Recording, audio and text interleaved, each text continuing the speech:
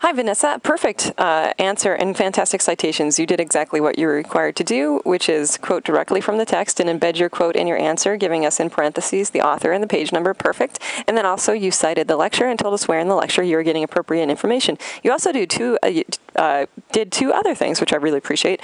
One is you discussed ISO because, yeah, you're absolutely right. When you put your camera on auto, it's also making ISO decisions for you. And on most cameras, if it chooses an ISO for you above ISO 400, you're going to have a lot of noise. I know on my camera, which is actually a really nice camera, that's the case. I always shoot on manual or at least program so that I can avoid that terrible problem.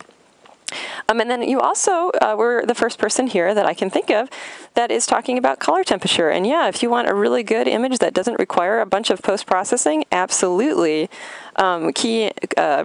Program in your Kelvin K before you start shooting.